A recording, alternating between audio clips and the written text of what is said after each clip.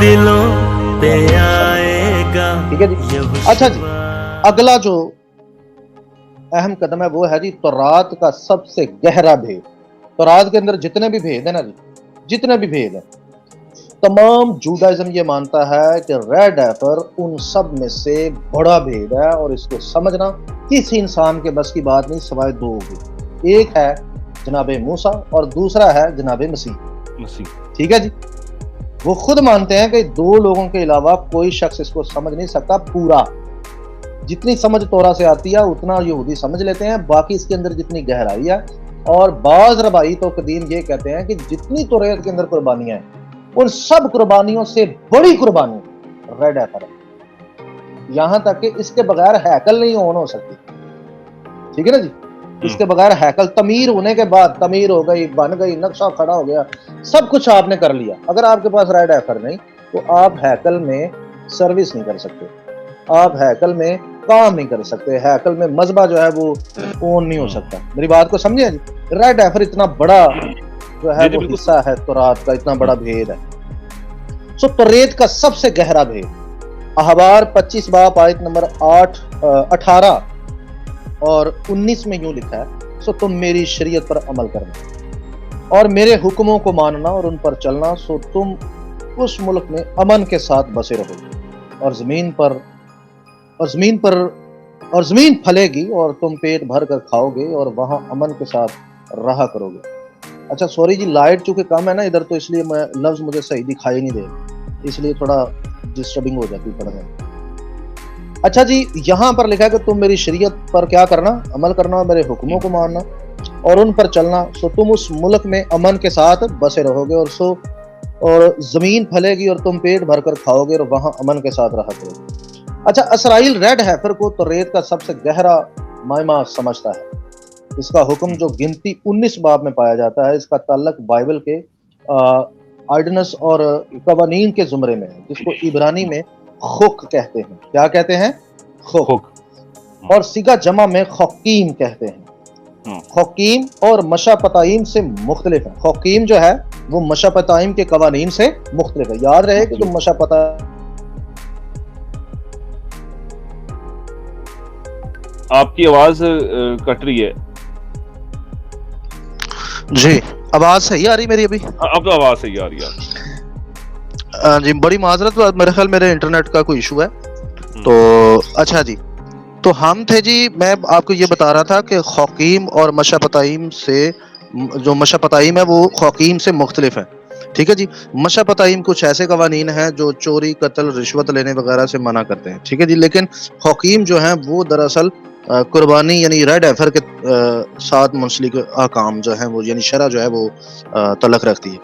اچھا آگے بڑھتے ہیں. اگرچہ مشاپتائم آرڈیننس خود واضح ہوتے ہیں، لیکن جو خوکیم کے حقیقی معنی ہمارے ذہنوں کی گرفت سے بالاتر ہے. ریڈ ایفر کی راکھ ایک شخص کو آلودگی کی سب سے سنگین موت اور گناہ سے پاک کرتی ہے، جو روحانی آلودگی ہے، جو جسمانی موت کا سبب بنتی ہے.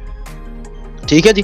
تو دراصل خوکیم جو ہے وہ ایک ایسا قانون ہے یا ایسے آرڈیننس ہیں جن کو واضح طور پر جو ہے جو آپ کو پڑھنے میں ملتا ہے وہ تو ایک سمپل سیدھا پیغام ہے، لیکن اس کے اندر بہت سارے ایسے پوشیدہ راز ہیں جو عام آدمی نہیں سمجھ سکتا. آج تک ربیوں کو اس کی سمجھ نہیں آئی، ایون کہ ربیوں نے ہاتھ کھڑے کر دیے اور یہ کہا کہ جی یہ موسیٰ اور جناب مسیح کے بغیر کوئی نہیں سمجھ سکتا. ٹھیک ہے جی. سو اب آگے بڑھتے ہیں جی. اگلا سٹیپ جو ہے وہ ہے جی ریڈ ایفر اور تالمود، مشنا اور تکمیل یہوشوا ہمشیاہ میں. باروخ ہاشم جی. اچھا جی. تالمود میں بیان کیا گیا ہے کہ جس پیالے یا برتن میں ریڈ ایفر کا خون رکھا جاتا تھا وہ برتن سونے کا تھا، اور سردار کاہن اس کا خون خیمہ اجتماع کی طرف 7 بار چھڑکاؤ کرتا ہے. اس کے لیے دیکھیں عزرا پہلا باب آیت نمبر 10، اور بابلی تالمود بھی دیکھ لیں، زواخیم 93 بھی، اور ورس نمبر جو ہے وہ ہے جی 14. اچھا، ریڈ ایفر کو خیمہ اجتماع کے دروازے کے بالکل سامنے جلایا جاتا تھا. جب ہیکل سلیمانی تعمیر کی گئی تو پھر ریڈ ایفر ہیکل سے مشرقی دروازے کے بالکل سامنے والے زیتون کے پہاڑ پر جلایا جاتا تھا. اس کا ثبوت بابلی تالمود، زواخیم 113A वर्स नंबर 7 मिशना पारा, ये आप मिशना पारा से भी देख सकते हैं, चैप्टर 3 वर्स नंबर 7। ठीक है जी। सो यहाँ से वाज़ेह हो जाता है कि जब हैकल सुलेमानी बनी तो रेड एफर को बिल्कुल हैकल के सामने वाला जो पहाड़ होता था, यानी जैतून का पहाड़ मशरक की तरफ, बिल्कुल पाक तरीन मकाम के बिल्कुल वो सामने था। तो वहां पर रेड एफर को क्या किया जाता था? जलाया जाता था। जोसेफ भाई, मैंने आपको कुछ नक्शे भेजे हैं, सो बराए मेहरबानी ये नक्शे जरा दिखा दें सबको कि ये पहाड़ कहां पर था और ये हैकल के बिल्कुल सामने ये कुर्बानी की जाती थी। जरा जूम करके दिखाइएगा सबको। जी मैं दिखाता हूं, जितने भी भाई बहन है वो जरूर इसको देख ले। हाँ जी।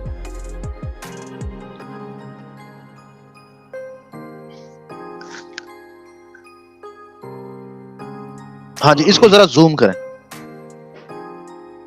ये छोटी आ रही तस्वीर। हाँ जी, इसको बड़ा, हाँ जी मैंने कर दिया। ये देखें जी, हैकल का आप देख लें, वो सामने पाकरी मकाम है।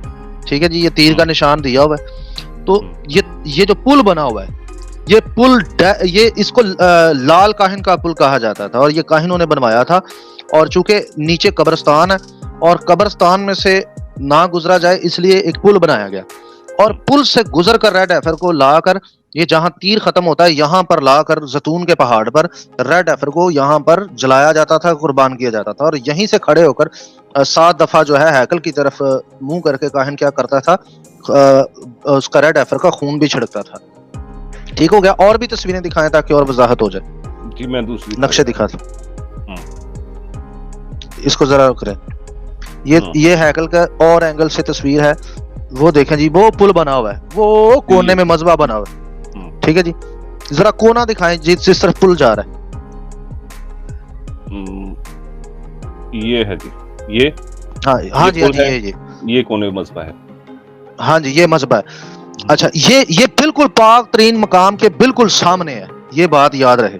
और भी तस्वीर दिखा दें और एंगल से, ताकि लोगों को समझ आ जाए।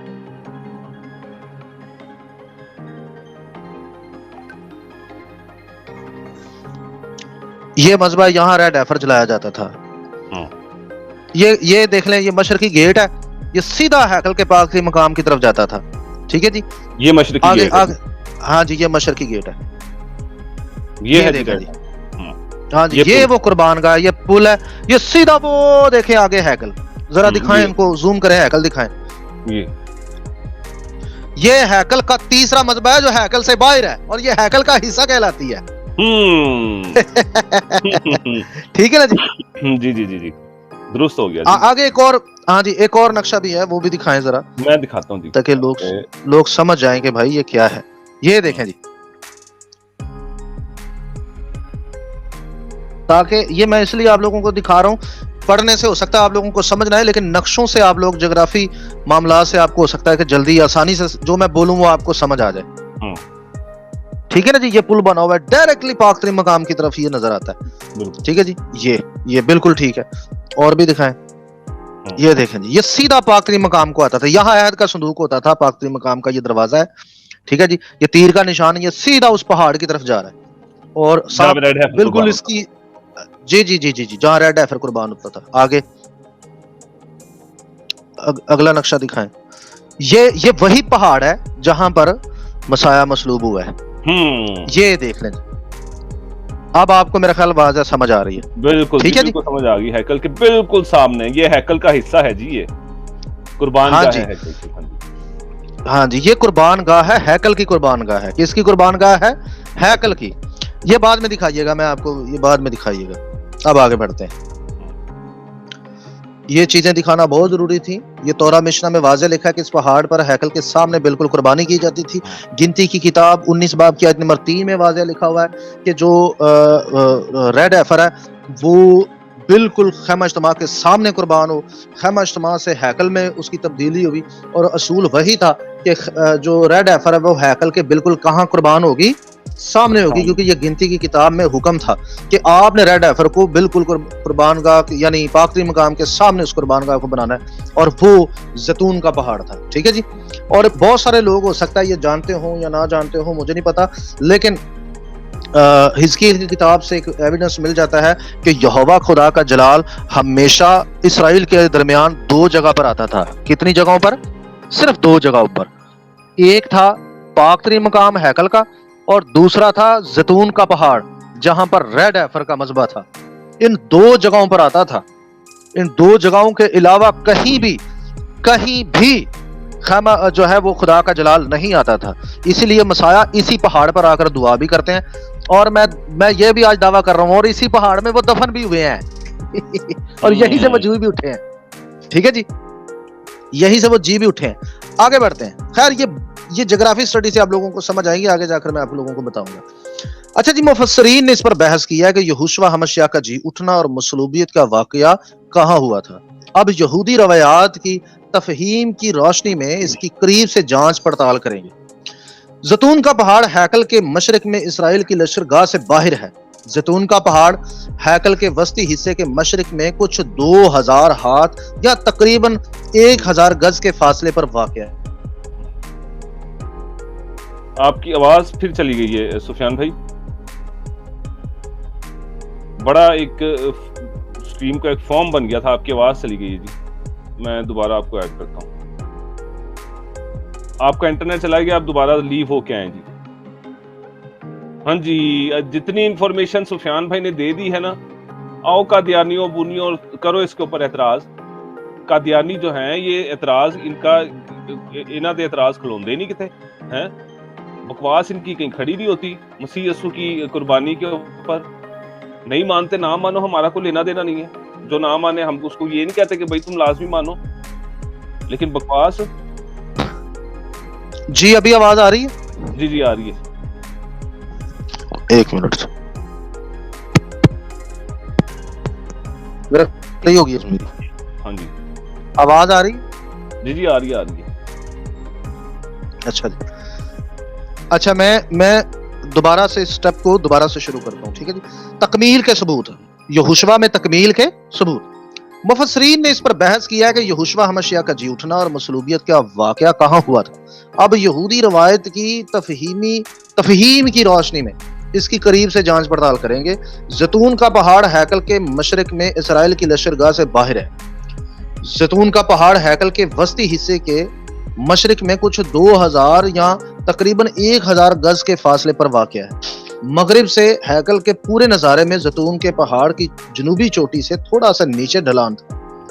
اس کا ثبوت یہ ہے کہ یہوشوا کو زیتون کے پہاڑ کی چوٹی کے قریب سلیپ پر چڑھایا گیا تھا، جو کہ ہیکل کے تقریباً نصف میل مشرق میں واقع ہے. ایک اور ثبوت نئے عہد میں عبرانیوں کے خط میں پایا جاتا ہے، اور اس میں کہا گیا ہے کہ عبرانیوں 13 باب ہے، آیت نمبر 10 سے لے کر 12 تک پڑھ دیں. یہ ذرا پڑھ دیں جوزف بھائی. اچھا، کوئی جغرافی اسٹڈی سے نہیں مانتا تو چلو یار یہ تو مان لوگے نا، لکھی ہوئی بات ہے، یہ لکھی ہوئی بات ہے، اس کو کون رد کر سکتا ہے؟ اگر اپنی اس بات کو نہ مانے تو سارے سننے والے آیت نمبر 10 سے لے کر 12 تک. اچھا میری ایک بات سن لیں سارے جتنے بھی آڈینس مجھے سن رہی ہے. اگر کوئی ابونی یہ نہ مانے کہ نہیں جی نہیں، تو پھر اس کا یہ مطلب واضح ہے، آپ سمجھ جائیں کہ ابونی نئے عہد کے عبرانیوں کے خط کو نہیں مانتا. ٹھیک ہے جی. وہ دراصل اناجیل کا بھی منکر ہے، کیونکہ اناجیل میں بھی جو گلگتہ ہے وہ دراصل اسی پہاڑ کو کہا جاتا ہے. آگے میں جا کر اس کی وضاحت کر دوں. یہ ذرا والا پڑھ دے جی سب کے سامنے. میں پڑھ دیتا ہوں جی. عبرانیوں 13 باب 10 آیت. ہماری ایک ایسی قربان گاہ جس میں خیمہ کی خدمت کرنے والوں کو کھانے کا اختیار نہیں، کیونکہ جن جانوروں کا خون. ہاں جی 1 منٹ رکیں. جو ہیکل سے باہر قربانیاں یہاں پر جلائی جاتی تھیں، کاہن جو تھے ان قربانیوں میں سے بالکل بھی نہیں کھاتے تھے، لاوی کاہن. ٹھیک ہے نا بھائی، آگے پڑھیں ابھی. کیونکہ جن جانوروں کا خون سردار کاہن پاک مکان میں گناہ کے کفارے کے واسطے لے جاتا ہے، ان کے جسم خیمہ گاہ کے باہر جلائے جاتے ہیں. ہاں جی، ان کے جسم باہر جلائے جاتے ہیں. اب ذرا سنیں باہر کہاں جلائے جاتے ہیں. سنیں ذرا باہر کہاں جلائے جاتے ہیں، اب وہ جگہ بتانے والا ہے، ذرا سنیں. اسی لیے یسوع مسیح نے بھی امت کو خود اپنے خون سے پاک کرنے کے لیے دروازے کے باہر دکھ اٹھایا. پس ہاں جی، ذلت کو اپنے اوپر لیے ہوئے خیمہ گاہ سے باہر اس کے پاس چلیں، کیونکہ ہمارا کیونکہ یہاں ہمارا کوئی قائم رہنے والا شہر نہیں بلکہ ہم آنے والے شہر کی تلاش میں ہیں۔ آمین آمین۔ اچھا جی، بات یہ ہے بائبل مقدس اعلان کر رہی ہے کہ یہوشوا ہماشیاخ ریڈ ہیفر کی طرح اور دیگر قربانیاں جو میں نے پہلے آپ کو پڑھا دی ہیں ان قربانیوں کی طرح آیت نمبر 12 میں کہا گیا ہے کہ اس لیے یسوع نے بھی امت کو خود اپنے خون سے پاک کرنے کے لیے دروازے کے باہر دکھ اٹھایا۔ کہاں پر؟ زیتون کے پہاڑ پر، ریڈ ہیفر کی قربان گاہ پر، اس قربان گاہ پر جہاں یہوہ کا جلال آتا تھا، وہاں پر مسیح قربان ہوا ہے۔ ٹھیک ہے جی، وہاں قربان ہوا ہے۔ باروق ہاشم آمین۔ اچھا جی، یروشلم کے علاقے میں پہلی صدی کے یہودی لوگوں کے لیے ان کا صرف یہ ایک مطلب ہو سکتا ہے، کیونکہ یہ جو عبرانیوں کی کلیسیا تھی یہ یہودی تھی، اور جب وہ یہ بات کہہ رہے ہیں تو اس کا مطلب ایک ہی ہو سکتا ہے کہ یہوشوا ہماشیاہ کو زیتون کے پہاڑ پر مشرقی دروازے سے باہر اور ہیکل سے باہر مصلوب کیا گیا تھا، یعنی ہیکلی مذبے پر۔ ٹھیک ہے جی، اور دروازے سے باہر سے مراد ایک خاص دروازہ ہے جو یروشلم کی حدود سے باہر یعنی مشرقی علاقے کا دروازہ جو گلگتہ زیتون کے پہاڑ کے جنوب میں واقع تھا۔ یروشلم کو موسیٰ کے خیمے کے بعد نمونہ بنایا گیا جو ایک پورٹیبل ہیکل تھی۔ عبرانی میں اس ہیکل کو ہیرودیس نے خیمہ اجتماع کی تجدید کی کہتے ہیں۔ ہیکل یا خیمے میں 3 اہم حصے اور 3 قربان گاہیں تھیں۔ ٹھیک ہے جی، زیادہ تر لوگ صرف 2 قربان گاہوں کا تذکرہ کرتے ہیں، لیکن تیسری سب سے اہم ترین ہے۔ وہ کون سی تھی؟ زیتون کے پہاڑ پر، جس پر ریڈ ہیفر کو کیا کیا جاتا تھا؟ جلا دیا جاتا تھا۔ ہاللویا۔ جس کا لوگوں کو بالکل بتایا ہی نہیں گیا، اس کا پرچار ہی نہیں کیا گیا، اس کے بارے میں لوگوں کو بتایا ہی نہیں گیا، اور بلکہ مسیح کی قربانی جو ہیکل سے باہر ہوئی اس بات کو لے کر ہیکل کے ہی خلاف استعمال کیا گیا، اور یہ کہا گیا کہ اس کی قربانی تو شریعت کی قربانیوں سے مختلف ہے، ان سے بڑھ کر بے شک آپ کہہ سکتے ہیں، بلکہ اس کی تکمیل آپ کہہ سکتے ہیں، لیکن کبھی بھی اگر آپ عکس اور سائے کو دیکھیں تو کبھی بھی وہ مختلف نہیں ہوتے جوزف بھائی، بالکل وہ ایک جیسے ہوتے ہیں، وہ ایک جیسے ہوتے ہیں۔ جس طرح وہ قربانیاں بغیر مذبح کے نہیں ہوتی تھی، اسی طرح یہ قربانی بغیر مذبح کے کیسے ہو سکتی ہے؟ یہ کبھی نہیں ہو سکتا۔ اس قربانی کو بھی مذبح چاہیے، اور یہ مذبح زیتون کے پہاڑ پر تھا جہاں پر ریڈ ہیفر قربان ہوتا تھا۔ اور یہ وہی لوگ سوال کرتے ہیں جو عبرانیوں کے خط کے منکر ہیں، برت خداشہ کے خلاف ہیں اندر سے۔ میں آپ کو سچی بات بتاؤں، وہ ہزار یہودیوں کے یار ہیں، ان کے تلوے چاڑتے رہتے ہیں دن رات، اسی لیے تو آئے دن ان کے سوالات اٹھا کر ادھر پاکستان میں عام مسیحی لوگوں اور عام قاری کے سامنے کرتے رہتے ہیں، ان کو کنفیوز کرتے رہتے ہیں۔ بیسیکلی مسئلہ یہ ہے۔ ٹھیک ہے جی، اب آگے بڑھتے ہیں۔